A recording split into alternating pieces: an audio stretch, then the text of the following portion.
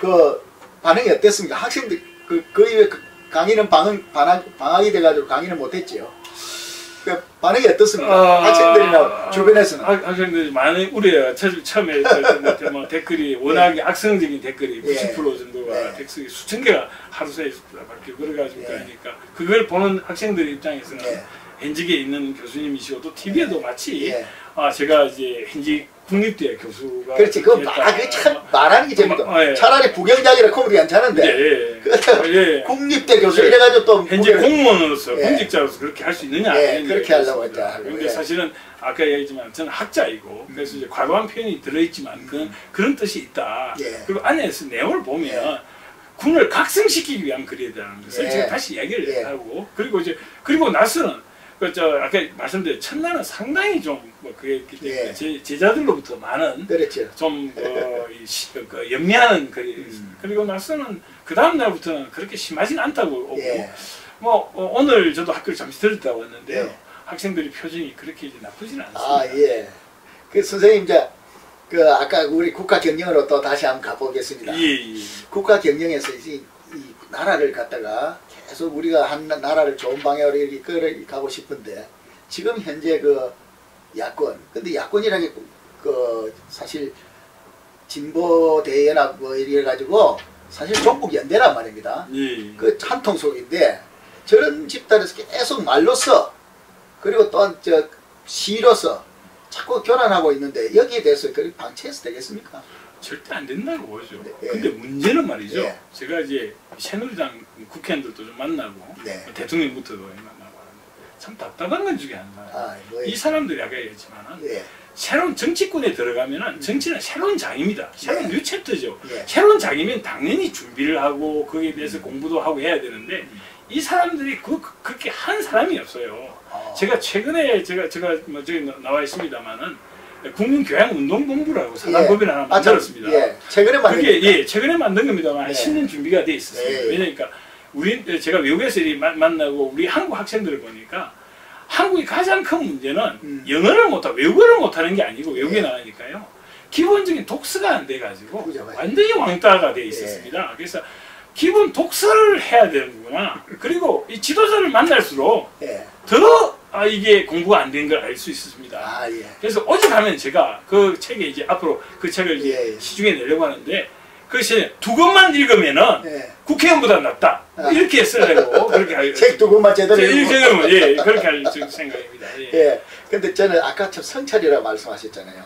성찰이라는 거는 근본적으로 개인이 자기 혼자 있을 수 있는 능력이 있어야 되는데 우리나라 지금 그 민주화 이후 소위 말해서 문민 대통령의 시절 이후 보면은 제가 보기에는 외국에 나와서 한 행동 특히 저는 워싱턴에서 오랫동안 좀 같이 해봤는데 대통령이 혼자 있을 시간 자체가 없는 것 같아요. 우리나라는 그 좀 혹시 그것도 이제 제가 볼 때 기본적으로 우리가 패거리 문화를 워낙 하다 보니까 지도자들은 말이죠. 기본적으로 혼자서 생각하는 시간, 독서하는 시간이 누구나 있어야 됩니다. 그래서 유명한 이제 프랑스의 대통령이었던 미테랑 대통령이 하는 말이 있습니다. 미테랑이 그렇게 또 미테랑은 독서가 아닙니다.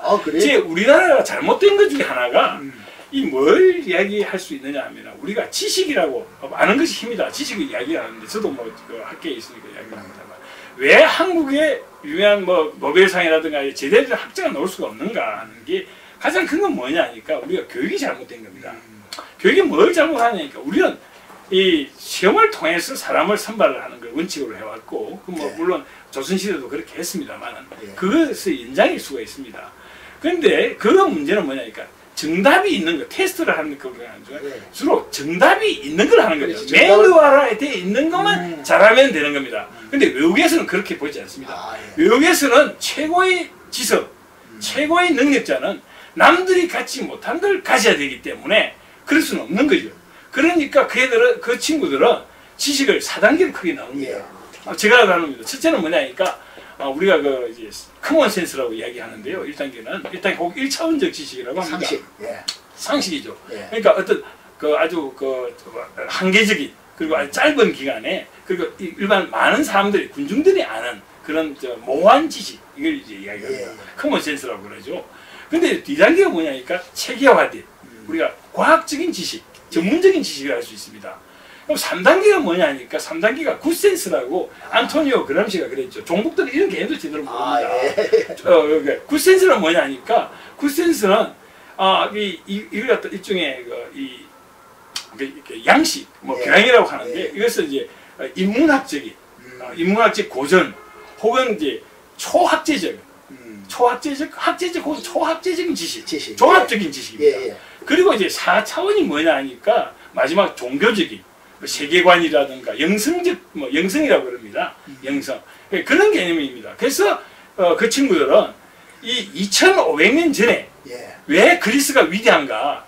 그리스에서는 교양을, 교양의 의미가 뭐냐니까 등나무 해초리라는 뜻이었습니다. 왜? 등나무 해초리라는 것은 이것은 등나무 해초리를 말아서라도 해야 되는 공부라는 뜻입니다. 그것이 오늘날처럼 이렇게 전문적 지식이 아니라 바로 인문학적 고전이었습니다. 그렇기 때문에 이 두 개가, 그래서 우리가 지성이라고 할 때는 이 과학적인 지식, 전문적 지식과 교양 혹은 아까 봤던 양식, 굿센스가 어우러질 때 이것을 지성, 더 인텔렉츄얼이라고 할 수 있는 겁니다. 그런 개념도 없는 나라예요. 그런데 이런 나라가 어떻게 선진국이 되려고 한다는 겁니까? 그리고 이런 말을 할 수 있는 서울대 교수 어느 누구라도 와서 말하는 사람이 누가 있었습니까? 서울대도 깡통이라는 뜻입니다. 왜? 다른 나라는 그 얘기를 하고 있는데 왜 못하는 겁니까? 왜? 자기는 자기 증거에 빠져있기 때문에 그렇습니다. 제대로 된 학자가 없는 거예요. 교수는 많지만 서울대도. 그게 문제입니다. 우리 전반이 그런 문제인데, 그러면 국민교양운동본부의 핵심이 책 읽기 운동입니다. 책을 많이. 그렇습니다. 왜냐니까 저는 어릴 때부터 아까 얘기했지만 어떻게 참 어릴 때 제가 대학에 떨어진 이유 중에 하나가 선생님 말을 너무 안 들었습니다. 근데 선생님 말을 안 듣고 책을 많이 보셨다고. 책은 좀 많이 보고 책을 막 쓰고. 근데 그때 아까 참 고등학교 때 막 이게 무협